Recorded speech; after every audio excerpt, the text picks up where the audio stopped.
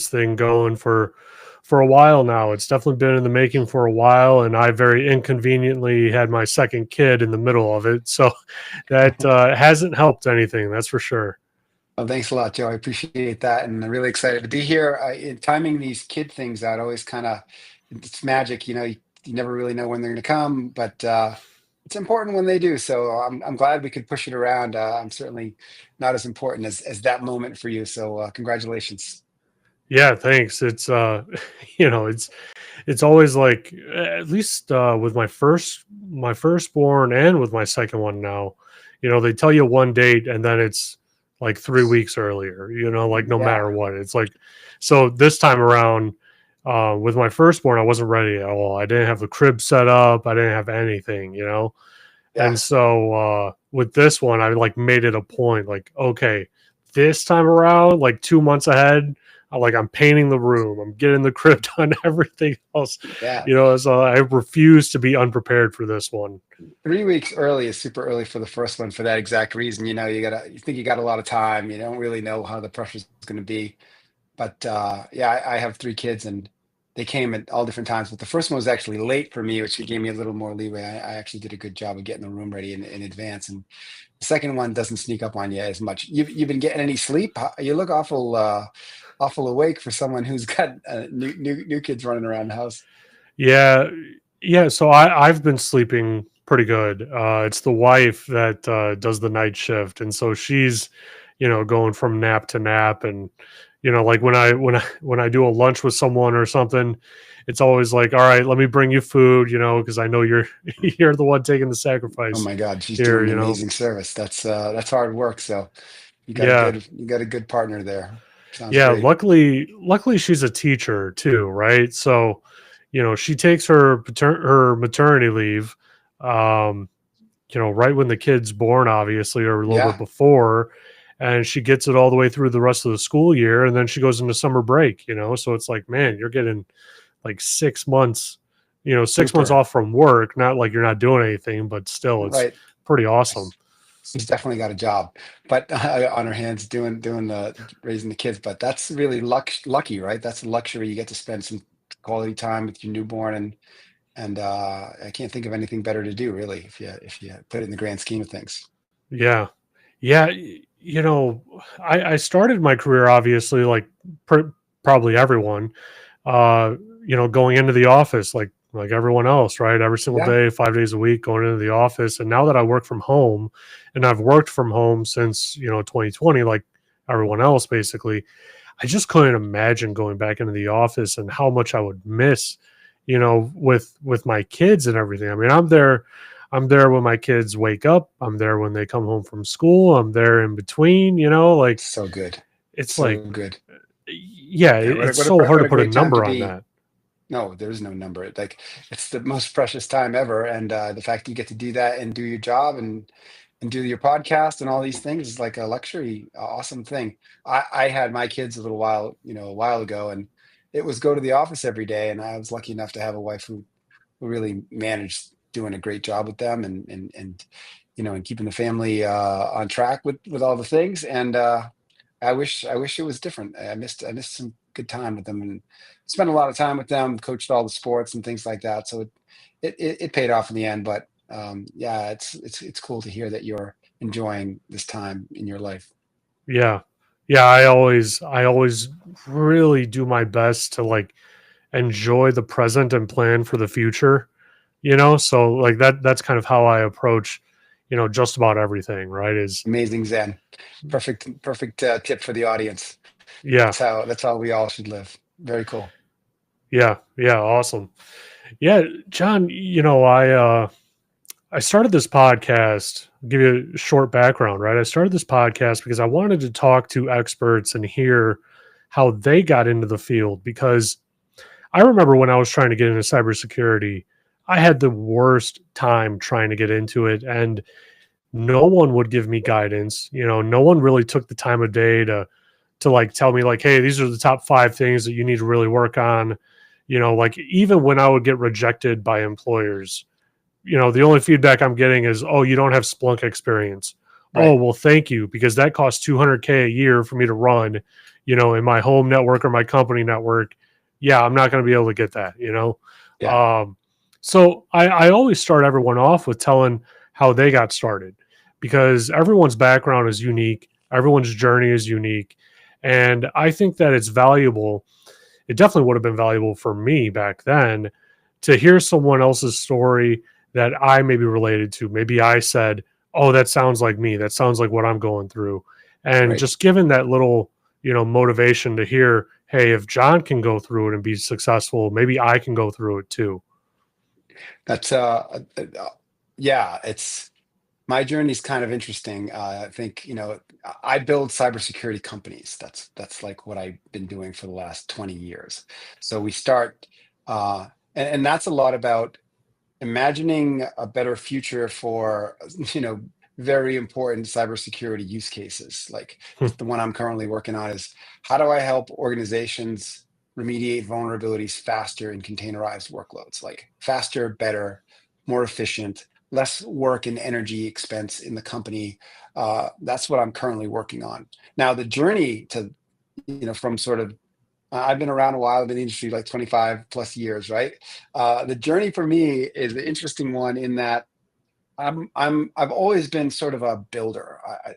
Was working in startup companies and my own companies since like 24 years old, right? So, like very early on, I had this entrepreneurial bent, and I always kind of took my own path to things. And I think there's a parallel we can help your listeners take along with them, especially in this day and age. So it's a very simple, like I'll super summarize this. Um, One of the early companies I founded was an internet service provider. Like literally, I had an ISP that I founded that had dial-up modems. That's how long I've been around, right? Like dial-up modems. There was no cable internet access. There was no big Verizon network doing this stuff. It was mom and pops with a T1 doing like internet access for the neighborhood and the people around you, right? And so we had to deal with like early stage network security stuff that like there was just not a lot of information about doing. So we genned up firewalls on servers and did all kinds of things. And then Checkpoint came out with their firewalls. So I kind of got pulled into being like, I'll call it a specialty. Like myself and my founders were networking guys. I was also building other networking products at a different company that I had founded. But basically, I had to do security well to do my day job well, which was build a product that was network service provision. So I had to learn a lot about network security. I had to learn a lot about securing the infrastructure that we were building. So pretty straightforward stuff. Now, fast forward, that was a networking company, and slowly but surely, my career kind of transformed into being from, I'll call it hardware networking and building hardware systems to building software systems, and along that journey, I got we built a software company at that time. We got a malware attack that kind of did damage. And we were building software for other purposes. It was software towards networking, but it was like the first time I'd encountered a meaningful attack on me that the root of it was software security. Like I couldn't get through that malware attack. And so I really took it on as like a pet interest. I said, you know what? That's never happened to me again. This is my new passion. And I literally at that moment flipped the corner and said, I'm only going to work on security problems right now. And I need to stop this. This is terrible. It revealed itself to me as a wow, this is a really dangerous thing for anyone, especially organizations that can be subject to this. The internet was a thing now, right? And it was easy to mess up. And I thought, wow, I have some purpose in this. I really feel like I can make a difference. And since then, I really not started thinking about anything other than I not stopped thinking about software security, web security, web application security, SaaS security, you name it. And it sort of led me down a really fun, interesting, and great career path where I've built now several big businesses and companies, both starting them from small and growing them to raising venture capital and building companies like I'm doing now to running a $500 million cybersecurity business in Cisco. And I would say the takeaway for that, like let's bring this down to ground, right? Like so that sounds like a lot of stuff happening fast. It wasn't. Um, I really invested in learning. Like, I studied everything I could. By that time, the internet had volumes of information. I read a lot of books, like how to hack, how to, like I wanted to think like a hacker. I wanted to act like a hacker. So I'm an engineer, right? I'm a curious engineer with good programming skills, with good hardware engineering skills. I know how networks work. I know how software works. I have background in engineering degrees and stuff like that. So I, um, I really made it my pet passion and then turned it into my business passion and business focus. And it started with the pet passion, which was, hey, can I learn how malware works? Can I investigate that and try it myself? And I'm telling you, if I had AI on my desktop to work with back then, it could have accelerated my learning a ton. Hmm. So I would say, like, for anyone who wants to get into it, be curious, find something that you're passionate about, put in the work and effort to learn it really well, and make it so that you can demonstrate that learning. And I think in today's world, that's, like, make a GitHub repo of your examples. Like, build something that actually demonstrates your knowledge or demonstrates the problem. Or, and again, you're a guy who does blogs to help people learn. Like, put it out there, put it on your LinkedIn, put it, like, learn in the open, and really get people to recognize that your passion's there and that you're putting in the energy. And I'll tell you, in cybersecurity, you got someone who proves they know something, shows they want to work hard, can demonstrate their value. There's like a million jobs, so, in cybersecurity that are unfilled around the world. I mean, Hmm. like, I think you can actually build it yourself by rolling up Yeah. your sleeves. And that's pretty much my journey. Like, and it's taken me a long way. It's really, really fun. Yeah. Yeah. It's a fascinating journey because I feel like everyone knows what to do, right? Or how to do it to be successful, but not a lot of people go down that road, right? Right, Um, right. you said you kind of mentioned that you're like a lifelong learner. You really dove into this thing, head first, and I really relate to that for sure. Like security isn't just something that I do 9 to 5, right? In case people didn't realize, like the podcast hints it a That's little right. bit, That's but right. I'm also challenging myself significantly in other ways, right? So I'm getting my PhD in securing satellites with zero trust to prepare them for quantum encryption, right? Like that, Amazing. all three, all two areas of that category, right? Zero trust, I Right. know, right? Yeah. Yeah. Yeah. That's That's the right. only thing I'm bringing to the table. I know zero trust, but satellites, never touched them, never looked at Right. them, never researched them. Quantum, I didn't even want to look at it. I mean, even to this day, like, I finished, I think, like my 50-ish page section of my dissertation on quantum. Right. Just giving a base foundation, doing my best to not sound dumb while Yeah. talking about quantum, right?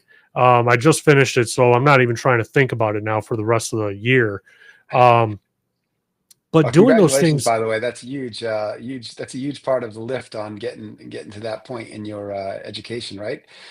The yeah, dissertation and yeah, my research plan actually just got approved, I think like maybe last week, and I was torn with emotion because I was like, man, I kind of hope that they would have like denied me and said, no, this will never work.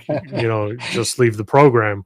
right. But unfortunately, they approved it, and so now, I told my chair, I was like, it looks like I actually have to do this stuff now. Congratulations. I hope that I'll be calling you Dr. South here next time we do a podcast together. That'd be super fun. I'm sure we'll do one more before I actually get that accolade. But Okay, cool. but I take those two experiences, right, that you had and that I kind of outlined Hmm. quickly there.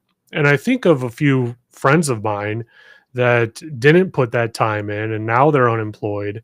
And now they're in a situation where they're looking like, the other 2 million candidates out there for these jobs when companies really want someone that is passionate about it, Right. and it's doing the little things that show that interest, that show that knowledge and that passion outside of your 9 to 5. Like you said, a GitHub project speaks volumes. It That's speaks right. so many more volumes than an interview ever will.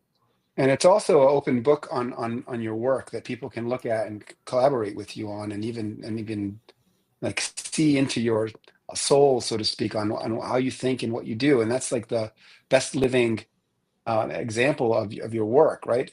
I'll mention one other thing. I was lucky to get mentors early in my career, like people that invested, like believed in me and invested time in me to help me. Whether it was a person at my company that I had been working for, or like my partners in building companies, or we got acquired several times. I've had 5 of my companies acquired. So Wow. like one of the early ones, I was still a young guy. I was like not even 30 yet, and we got acquired, and like that and I saw it happening in this organization a lot, where younger people with ambition would easily garner the attention of someone with experience, and they would take them under their wing. And I had the luck of having that several times through my career, through these acquisitions, or even through customers and partners. I'll say that people are generous, right? Like on average, when people reach out to me, I've had this happen lots of times, several times, where somebody will LinkedIn me, a person that's just out of college, and ask me questions about my career, what I'm doing, or say, "Hey, John, I'd love to talk to you for 15 minutes to talk. See, like, I want to go down this path. Can you talk?" And I do it. Like I do it. I mean, not as much as I'd love to do it, but I when it comes up, I'm like, that's a chance to give back. And I think if you ask people to help you out, they do. And so I think that's another lesson for people like who might be trying to go down the security career. It's like, go to a security meetup in your area and just talk to people, ask them what they do, be curious, put yourself out there, say, "Hey, I want to get into security. Like, can you give me some advice?" And I bet that pays off hugely, because join the Cloud Native Compute like forum, join OWASP, and let's just like it's like $50, right? Join OWASP, be curious, show up to the meetup in your town. Chicago's got a great like OWASP community, right? And go be around security people. They'll guide you. Contribute to a OWASP project. It's out there to do. Like I know, for instance, Steve Springett, like a close colleague, he runs Open OWASP dependency track. It's got like 1,800 different organizations that use it like a mainstream product. He's in Hmm. Chicagoland. That's where he lives. Go to the OWASP meetup, talk to Steve, go show that you know something about dependency track, and I bet you one of those 1,800 companies would love to know your name. Simple stuff like that. Yeah. Yeah, that is actually really true. Putting yourself out there is probably 90% of the battle, right? Like I remember when I was getting started, I would go to those meetings Yeah, just to meet people, learn something, and I would bring a stack of resumes with me and I'd hand them out, like there you go. what do I have to I, lose? Someone going to turn I me went down? exactly right. I went to one of those in New York City probably 6 months ago, and half the audience were college kids from one of the universities in New York. They were all graduating in the cybersecurity program from that university, and they were out there talking to like grizzled old professionals like me and all the guys there. But they've linked in with me now. They send me notes. Like I have you meet someone and you get a little like investment in their name and what they do, and you're like, I saw that guy at the thing. Yeah, you remember it. And that little bit of ingenuity, it goes a long way. It makes the people take notice that Yeah. it's useful. Yeah. Yeah. It's interesting also leveraging, your network, right? Like building that relationship, really, really diving into that. I take a lot of pride when I make a recommendation, to someone for another person that they've never met, and I give that recommendation, and the person I'm giving it to says, automatically it's a yes because Joe recommended him, right? Like that really, I feel like that speaks volumes, to my own reputation within the industry, where it's like, when I say something, I really do mean it. I'm not just saying it just to say it, right? And Right. I personally take a lot of pride in that. I like helping out people, and I always try to go out of my way and do it. I think that's a pay it forward moment, right? Like Yeah. especially if you're invested in the industry and the cause. I don't take cybersecurity as just like a day job. I like to, I really want to make a meaningful impact on the future of cyber safety for, my family, my kids, the future, like it's really good work. Like in holistically and in the big picture, we're doing work that like literally helps the masses, saves a ton of money, and really is a battle, of good and evil. I hate to be too trite with that, but it is really that, right? And so, you know, paying it forward so that you help the next generation of people coming in the industry to drive the good guys forward is good work. So something to be proud of. I think Yeah. helping people out in this field is good work. Yeah. Absolutely. Well, John, talk to me about the problem that, you identified that led you on the path to creating Root.io and the solution and the product behind it. Yeah, it was a very practical and close to my heart problem. So as I've mentioned, I've aside from starting startups with like four guys and an idea, which we did with Root, I've also run some pretty big businesses inside of Cisco and inside of CloudLock and others, like you know very large businesses with very big um, infrastructure and cloud native applications running Hmm. in AWS and in custom infrastructure, et cetera. We've been building containerized software for a long time. Since the dawn of containers and Kubernetes, we've been building on that and building that really, like, for instance, the applications that were in my, in the product area that I ran at Cisco had, like millions of users and Hmm. hundreds of thousands of companies using it.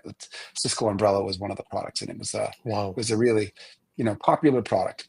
Security is paramount there, right? Like we want to.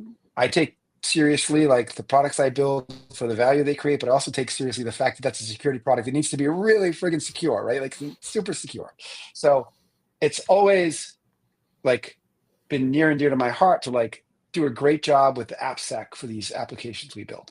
And one of the challenges I had at Cisco and at other companies we've been building cloud native workloads is how hard it is for organizations to get a handle on the software supply chain security and the vulnerability management for these applications. So Hmm. specifically what Root does is it helps organizations remediate vulnerabilities and lower the attack surface on containerized workloads. So your container image is the embodiment of your software supply chain. Like it is the running implementation of the software you build and the software you use. So if you look at any container image, it's like 95% open source software, Linux, Python libraries, etc. Like the world of open source provides, and it provides all that free software, free as in speech, not beer. It's not free. It's you still have to pay to use it effectively. Like it costs you to secure it, but it didn't cost you a license fee, and it's yours to freely use.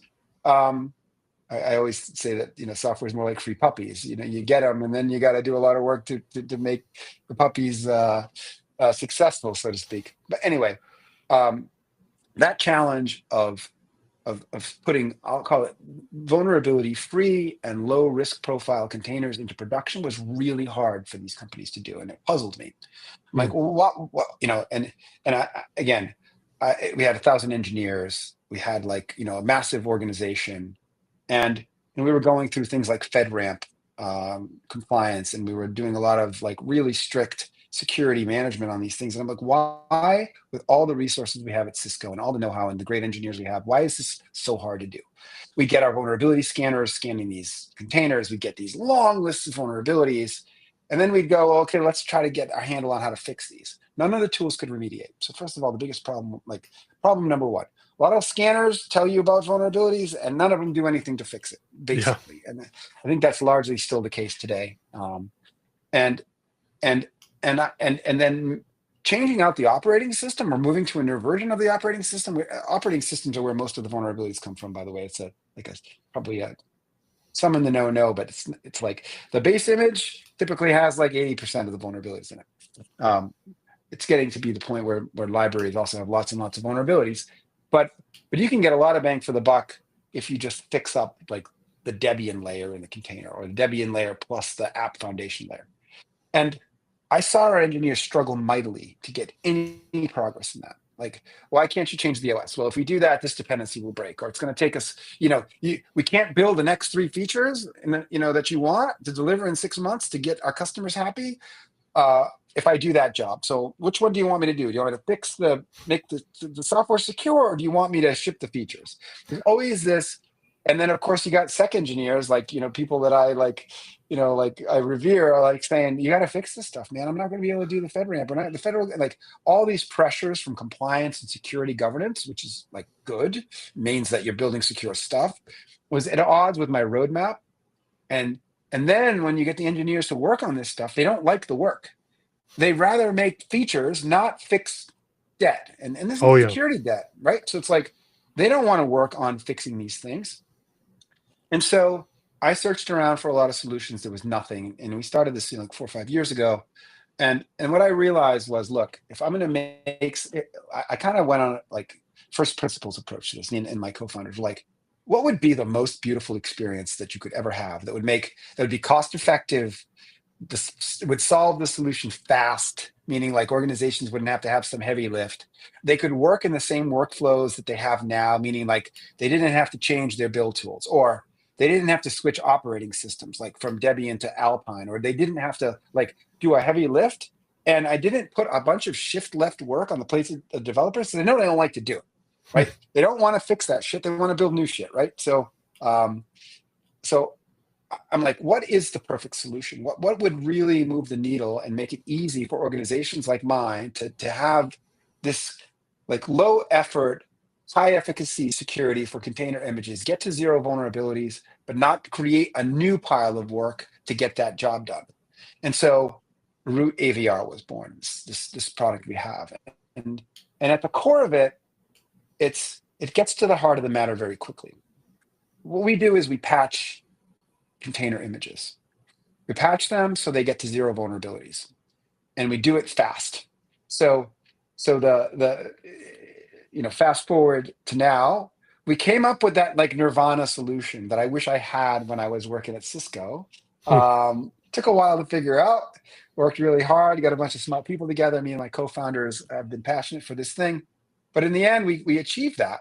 What I said, which is, can I build a solution that can take any container image that we have and patch it into a zero vulnerability image in 5 minutes, in less than 5 minutes. And that's what our product does. It makes container images go to zero vulns. So, okay, that's really fascinating to me, right? Because I'm someone that has been on the security side, that is over there buying developers and engineers drinks and Yeah, lunch just to get them to I know it you very know well. kind of do like their part of the job that I really need them to do desperately, right? It's like, hey, yes, I can technically do this. Like, I know how to do it, and I probably even have the access, but please, can you just do this for me? Like, put that feature on hold for one sprint. Yeah, Um, so talk to me about how that's accomplished, right? So from what I understand from container images, it's essentially, a file, right? And then you're probably, and correct me if I'm wrong, you're probably updating the different components of that file.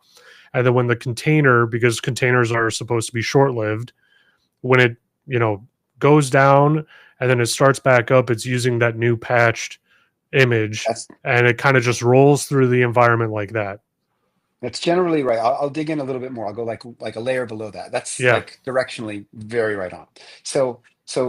Again, I mentioned that at the heart of our solution is this ability to patch images. So, and we do that on an image, and it's your image. So at its edges, our systems kind of schematically, it works at a high level like this. You attach our system. It's a SaaS service, so it's a patching service. You attach us to your registry where you keep your images. And typically we start by operating on an organization's base images. Think of like Node on Debian Hmm. or Node on Alpine or PHP on Debian or Elasticsearch on Debian, like like you have these kind of app foundation images where you have like a Node or Python environment, or you have like, I'll call them infrastructure applications like Redis, Postgres. These are the kinds of images I'm talking about that you start with. And that cleans up, by the way, when you get these to be clean, that takes a ton of vulnerabilities out of the environments, because these images get propagated over and over again, right? You build your as a company, you build your images on these foundational images, and then and you derive a lot of your microservices from the same base images if you're doing your DevOps homework, right? So we focus on those, I'll call them foundational image sets. They're the 10 or 15 or 20 core images you use to build your SaaS from and you derive from. As you know, with images, you can in Docker files and other means you can derive from. So you can do like a multi-stage build. The first thing is you build your base, and then you add more layers to it as it goes, and that's kind of a pragmatic way to organize around these base images. So we plug into your registry. So you just put a registry integration into our system. Um, you can tie us into your CI/CD pipeline, so you can trigger us to run whenever whenever you want us to create a new base image for you, or I'll call it AVR your base image, patch your base image. These base images often come from places like Docker Hub, or it's something somebody generated that first Docker file for, but a lot of times they come from community sources or public sources, and then they get modified. But we start with those images. And then if you want us to act on it, you just tell us to go and act on the image by triggering us with your CI/CD pipeline or through our UI. I'm happy to do a demo later on in this session to show you exactly what it looks like. But once we run, we literally pull the image into our system, into our SaaS. We open it up, we analyze its components, and I'll say largely we use a simplistic model, but containers are layered. They have something called a layered file system, right? And the base image lives in whatever layer it was specified, and so on. You build up. And some containers I've seen that have as many as like 100 layers, but on average they Jeez. have like 4 or 5, 6, 8, something like that. Small number of single digits number of layers. So in a simplistic model, most containers that go to production have like a 4 macro sets of a stack. It's like the operating system or the very base layer. It would be like Debian Bookworm, right? And then you have another layer. I'll call it macro layer. It could be multiple container layers, but the next thing is like application foundations or applications. So that's where Redis would fit into the container stack, or Python, the app foundation, the library Python, right? Like Python you might install on your computer with its basic packages. Layer 3 of that stack would be like the Python libraries I need from my requirements.txt to actually build the application that I'm trying to build. And the fourth is called first party code. It's code you write that uses all that stuff, just like you do it on a computer, but in the container. We worry about third party code, those first 3 layers of that stack, making that secure and patching that. And as you mentioned, we apply patches. So we apply 2 different kinds of patches. Our system can automatically apply patches to those first 3 layers by simply doing upgrades. And we have a patch planner that knows how to do that in a way that's very low likelihood of breaking your application. Hmm. We look at the composition of the container, and we choose upgrades that are safe. That's kind of a cool tech that we've created that kind of does some estimation on that. And then even if you do a perfect job at that, there's going to be lots of vulnerabilities left over because many vulnerabilities don't have patches in the ecosystem. Debian is notorious for this. About 70% of all the containers in the world are based on Debian that run in cloud native environments. There's a large number of vulnerabilities that are critical and high that Debian does not have patches for, because they've decided to defer patching those to future versions of their operating system. And they kind of leave it up to the community to figure out, but no one does. Huh. So the other part that we do is we go make patches where they don't exist for the world. And we have a very big library of patches we've developed you can't find anywhere else. Really? Um, Wow. we've built an agentic AI system that augments our research team, and it does this extremely efficiently and extremely accurately. So we've invested a lot in automation and a lot in agent technology over the last year and a half to make use of the cutting edge of AI tech to do this.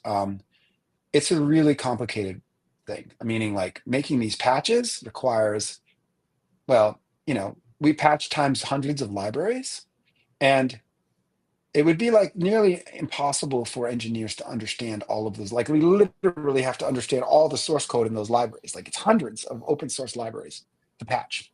Uh, Expert knowledge required. We have a great research team of expert patchers, guys who know how to do this work really well, and they like doing it. The first thing Hmm. is nobody likes to do this work. I got guys who like to do this work. Um, and we've made agents that love to do this work. And it turns out that agentic AI is really good at this problem. Um, you know, uh, for instance, Claude, Anthropic's agent, they've spent a lot of investment in making Claude a really good coder. Um, and it turns out this is one of those coding problems that we figured out how to make these AI tools be really, really good at.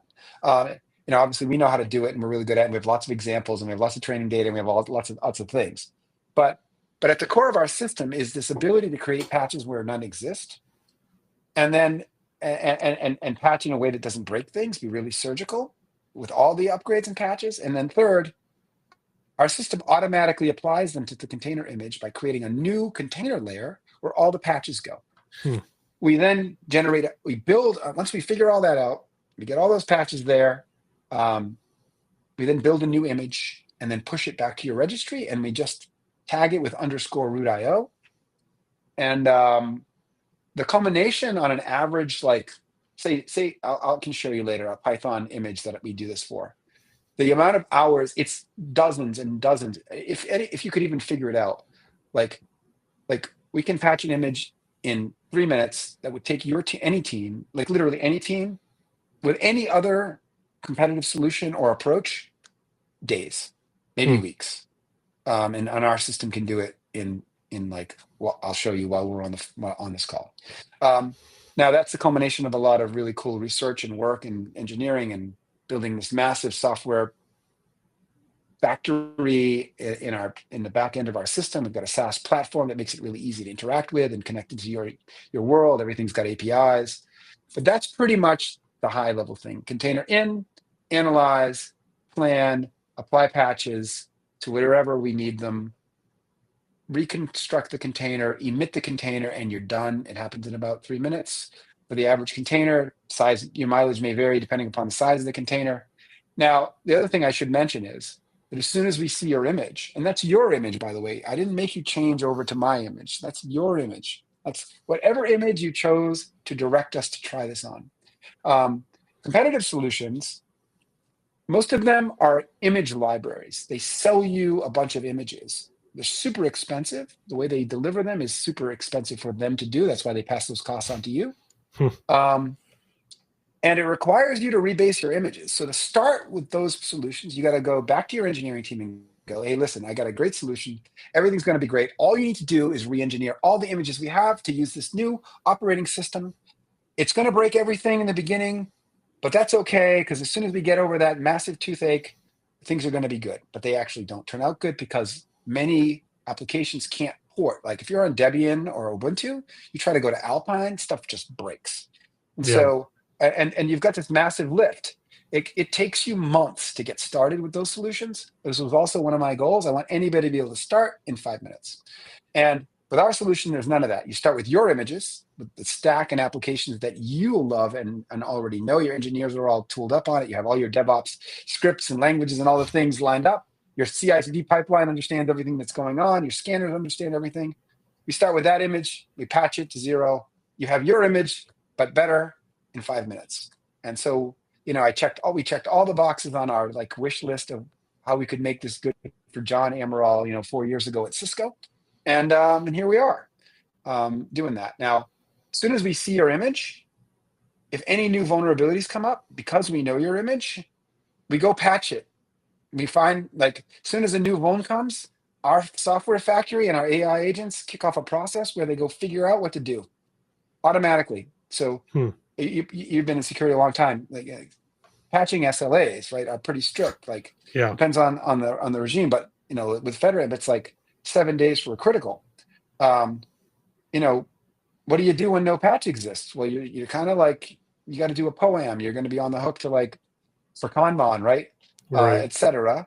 Our autonomous software factory has always got your back. So it's like it's like, like you take the engineers out to lunch to try to get them to, like, pay attention to the security stuff you want done. Our system doesn't need lunch. It just needs, like, electricity, and it wants to solve all your patches for you. You don't even have to take it out to lunch. So that's how it works. Questions, comments, thoughts. I'd love to hear your take on all that. I mean, I think it's really, really fascinating. You're kind of teasing me here. Now I want to dive into the tool. Let's go. Let's go. I'm going to do a screen share. Good thing we tested this early. I know it's going to work, so that's cool. I'm just going to Yeah. press go on the screen share and Yeah. When you see said the. screen share earlier, I was like, we need to test that because I've never done that before on Yeah. this. All right, we're forging new ground on the on this podcast. I'm going to do this guy right here. No, that's not the one. That one. There we go. Share. Hopefully, it works twice. Um, There we are you go. seeing my screen? Yeah. Cool. And hopefully it's zoomed in enough so the audience can take a look. All right. So I'll get in and certainly stop me, Joe. And I don't have this is covering your face now, so I wish it wasn't that way, but it is. So just like yell at me to stop so you can ask questions as we go. So basically, there's a bunch of parts to the solution. One is we've got this dashboard that's trying to give you a high level view of all the good work that this solution does for you. You can see, and this is just a test account. I test all kinds of containers in here, but in the profile of containers I've done, you see that I've had a 73% vulnerability reduction across all issues. It saved like 77 days worth of work. 270 vulnerabilities are remediated. I sometimes throw stuff at this that like are really hard tests for it, but in general, it works very well at remediating, and you have an easy way to see what's going on. The system really kind of runs from this point. This is the remediation tab. This is where you get started. It allows you to connect a bunch of registries. So we have pretty much every registry under the sun, as I said earlier. First thing you do is you tie us to your registry if you want us to work on your private images. We also work on public images. You can start by picking something on Docker Hub. That's what I'll do for this. But when you connect this up, you just put a registry token here, security token. And then once we have read-write access to that registry, when we remediate an image, we just push an image right back to that same registry, but tagged with root IO under it. For public images, this is like a super simple way to test, and anyone can sign up and use this platform.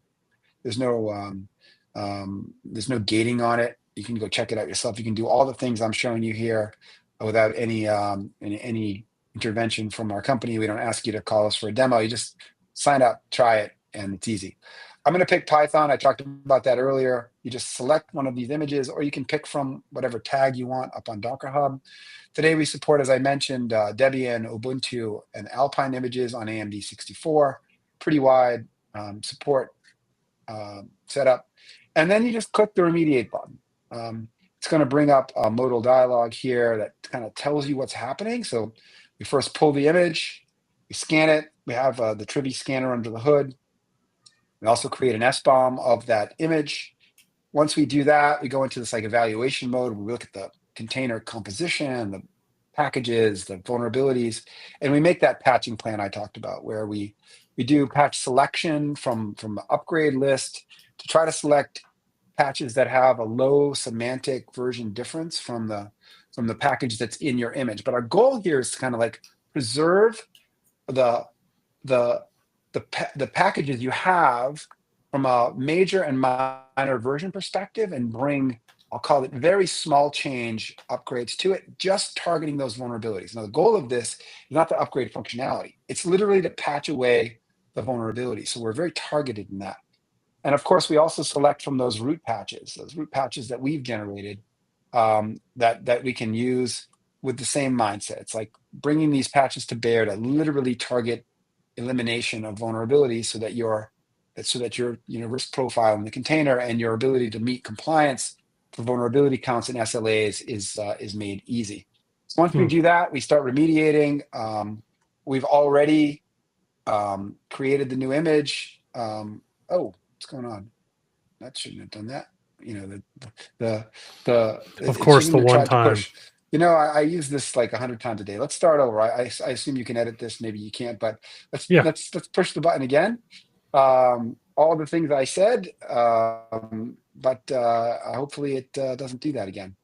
Um, so maybe we'll. I assume there'll be editing here. Joe, is that correct? Yeah, of course. Yeah.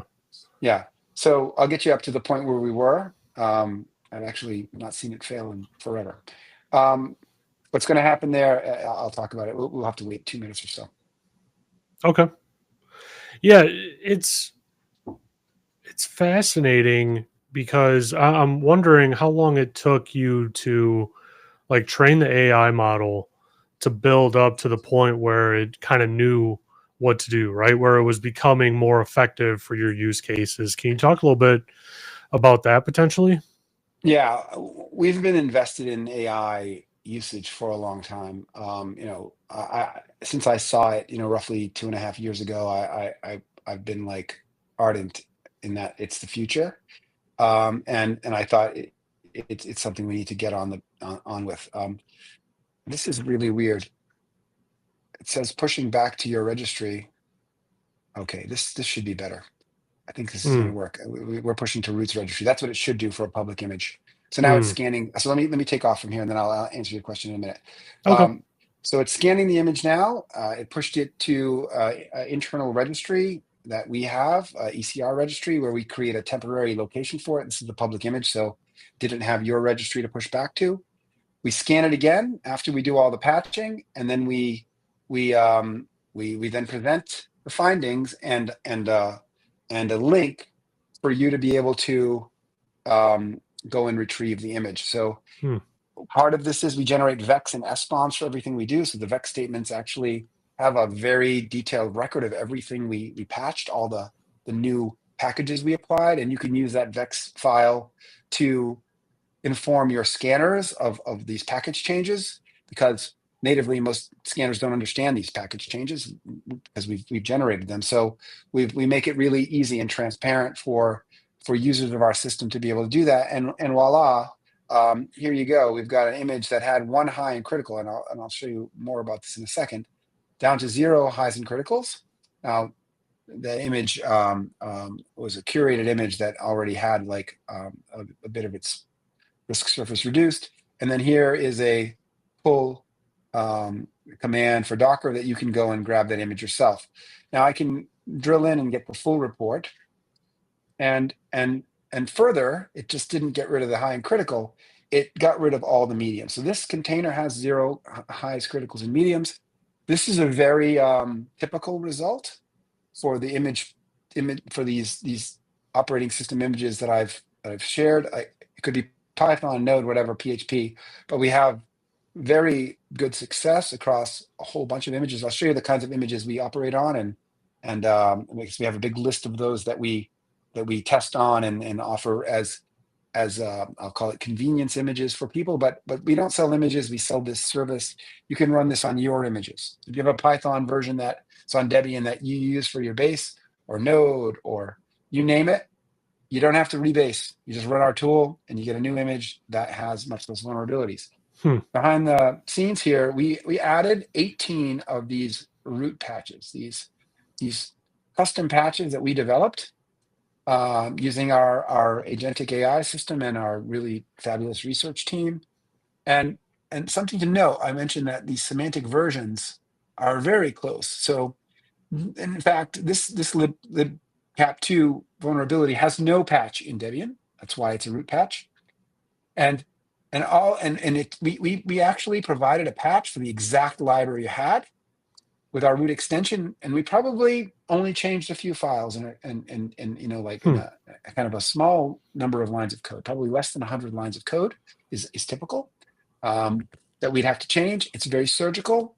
It doesn't change anything with the package that would make it any compatibility issue, all of the capabilities, file signatures. We regression test these libraries so we know they work exactly like the version did prior to patching. So it's an exact fit, except the vulnerability has been patched away. And that's what we do. Hmm. We work So on the who's who of images. Just one more thing, sorry. yeah. You can come in and look at our image catalog. These are all images that we have done extensive testing with to show that our AVR works well across those operating systems. In fact, these images are also, they're not patched by us, but they are we do offer these as images that we've curated a bit because I think if you just go download these from like, public registries, they'll have like, some of them have hundreds of vulnerabilities. We've done a service to the world to make these like, something much smaller and much more, I think, a lower vulnerabilities, because I don't think you should start with that 500 vulns.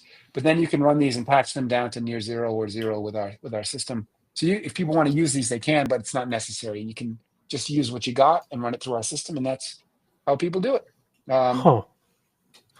So with the patches, that you showed on the previous screen, it are you essentially is that considered backporting a patch into That's the exactly right. package? Okay. Exactly right. Yeah. That's a backported patch, and our agentic AI system and our researchers, what they do is for instance, for that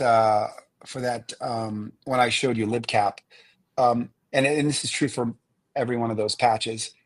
Our research, we have two agents. We have a research agent and a patching agent. The research agent goes out and researches the vulnerability, and it researches the effectively it scours the internet. It knows good starting points to look, but it goes and looks for code commits to either the it goes and looks at code commits to the ecosystem of libcap. So it could look at the maintainer's GitHub repo where all source of code comes from, or it could go look in Debian's repos. You name it. It could look in Ubuntu's repos. It could look in, we look for places where we find a fix in a later version of that library, or we look for a fix that may exist that's never been merged with that library. And Hmm. and and and these happen in two forms. And then backporting happens when we find those, and then we basically analyze our patching agent. Once the analysis is done by the research agent, the patching agent takes that research and it does code analysis on the place where that fix exists, maybe a newer version of the software. Say libcap was version 1.3.5. If 1.2 has it fixed but 1.35 doesn't, we look in 1.2's code. We have our patching agent examine it, understand the changes that were made related to the commits around that fix. We deduce all of that. We then look at the code in 1.3.5 and we fit those changes into that code base. Build a set of commits for that, merge it in, and then run extensive tests on that library to make sure that we didn't break anything, and also verify that the patch worked, meaning that it actually did mitigate the vulnerability. So there's a lot of testing, and there's a lot of this backporting and code. Hmm. I'll call it code identification. Yeah, but that's So exactly how it works. so is there I mean, maybe I'm just not as familiar with like container security patching overall, right? Is there a possibility of running into or inducing issues with this kind of style of patching and maintaining those images? I I ask kind of twofold, right? If something does go wrong, how do you go backwards? And two, is it even like reasonable to think that things would go wrong? Which sounds very weird from a security perspective, right? Because in security, you're always assuming something's going to go wrong, something's going to Yeah, break, there's going to be some sort of issue, right? So you always have to have like that backup plan in your back pocket just in case. yeah. So that's a good question, a good multi-part question. I'll unpack it. So first of all, um, as I mentioned, we're extremely surgical with these changes. This kind of patching is not, I'll call it exotic or foreign. This is what you do when you need to patch stuff. Like Hmm. we're simply using upgrade mechanisms that are built into, package managers, et cetera. The sophistication here is figuring out which patches to apply and also building patches.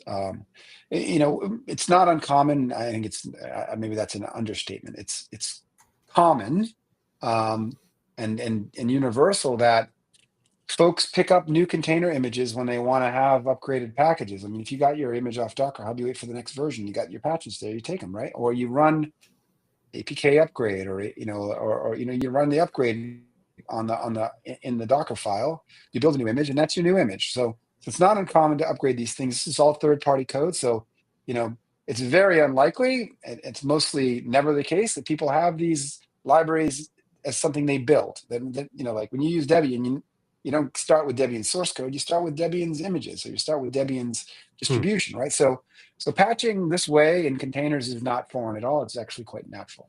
It's normal. Um, as for breaking, um, that's the like we don't break images basically because we really manage the change scope, and that's the key. That's the like art of this. Um, Backported patches have really high reliability, um, and these semantic version differences, like these are just, the only code that changes is just the code that's needed to fix that patch. And when we select upgrades, we also look for really small semantic version differences. And that means that these are just security updates, which Hmm. are, technically with a good provider, that semantic version difference means that they've only introduced security fixes. And and the implicit guarantee is that those don't have any like functional breaking changes. Now we do a lot of verification on this stuff to help make sure that that's the case, but in general, that's a good assumption. So we're doing kind of normal things, we're doing them very safely, and we're really good at doing it well. Now, how do you go back if something breaks? Um, well, you have the original image. We only patched the one you gave us, right? So you've got our image, you got your old image. If you got DevOps maturity and you run tests and staging and all that, you put our image into your normal DevOps flow. As I said, people turn us on through CI/CD, where they run us and I'll stop sharing. Sorry, while we're sitting here, because I think it'd be a better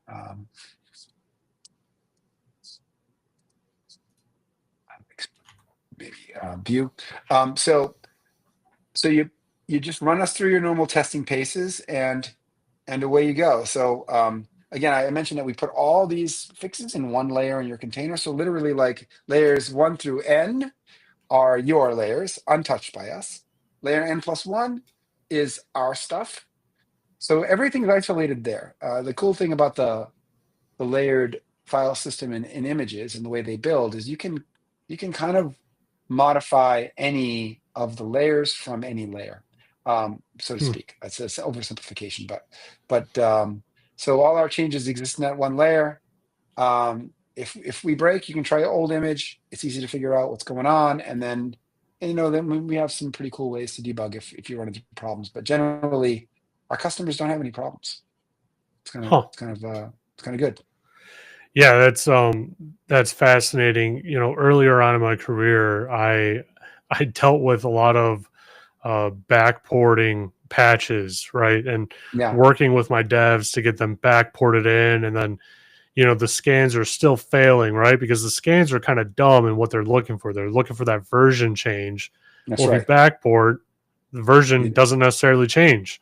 Yeah, And that's where the vex comes in. So we use these vex files to transfer this, and lots of scanners can take vex as input now. So that hmm, basically informs them about the package changes and what we changed. And that's also a transparency measure for you to be able to use that to for users of our platform to be able to understand our changes. I will also add that every fix we do, we subject it to standard open source practices. So we publish all of our fixes, all the code we change into a publicly available GitHub huh. GitHub repo. Uh, it turns out it's really hard to do anything with these patches because the build stuff is really like we got a massive software factory, and to reproduce all these patches in a functional way from the source code isn't that easy. But we put it out there because we want people to see what we change. We want them to be able to review it if they want, and our customers want that. They want to know that we're transparent. We're not a black box. We're an automation system, and we do a lot of heavy lifting for customers to get those backports done. I'm sure that your experience with those backports is it takes a long time to build them. Like Yeah. engineers don't like to do it, and it's fraught with risk, and I'll call it risk from a getting engineers to like deliver is hard because it takes expertise to know how to backboard things. Like we're really good at it, and our agents are really, really, really, really good at it. Like I don't know what your memory is, but our agentic system can produce backports in like 10 minutes. Oh, Uh, wow. it, it probably would have taken engineers to do the set I did. I know how long it takes. We did a bunch of them manually because we like to learn. Um, the average backport takes 3 days, 4 days of an engineer's time, maybe more. Depends how Jeez. complicated it is. For really good research engineers, that's like it can be hours to days to weeks, depending upon complexity. Some of those patches we generated have a dozen, 2 dozen file changes, um, 5, 10 commits that we got to figure out like how it applies to that older version, and our system's very excellent at that. Hmm. Back to your question though, um, I would say, yeah, we're getting integrated with scanners, so they naturally know about our packages because we put that .root.io, and we also have a feed that matches up the vulnerability fixes and the I'll call it the effectivity statements. Like we fix this by doing the following into a feed, and scanner vendors can take those in and inform their databases. So that's one way you tackle it. And this is a very common way to integrate with scanner vendors so they know about this sort of thing. And then our VEX statements can be imported into scanners. Trivy is excellent at using this. Docker Scout's another one that's excellent at using VEX, so that you can inform your scanners about what we fixed. And of course, our scanner in our platform, which is Trivy, uses those VEX statements as well. Hmm. Yeah, it's fascinating. It's an interesting way of approaching this complex problem that so many people just want to run from it, right? They kind of want to Yeah, dodge it, and more of the infrastructure on the internet is running off of containers. And so that's right. people, in security are just like, they're kind of at a loss, right? Because they don't have something that they can say, hey, this isn't going to add an hour to your day or add a week to your sprint or whatever it might be. You can still deliver, your feature requests, your Yeah. milestones and whatnot, as well as maintaining security in the product. That's, it's an interesting proposal for sure. Yeah, and what you didn't see when I ran our tool, and this is exactly what our customers experience is, I didn't have to ask some engineer to change anything. Huh. All you need to do is plug us in. Like we literally have customers that, you know, do this for their 10, 20 base images, plug us into their CI/CD pipeline, get onto this SLA, like, kind of easy button. Because again, we're fixing all the new vulnerabilities that come too, and you're getting those as the service runs. And that's really the core of the service. The core of the service is making it easy for you to very quickly get your images to a really much better place, like near zero vulnerabilities or zero, and as I showed you. But then making it so that you, as vulnerabilities come, we're taking them on and fixing them as you go, automatically. So SLA is the kind of the core of this service.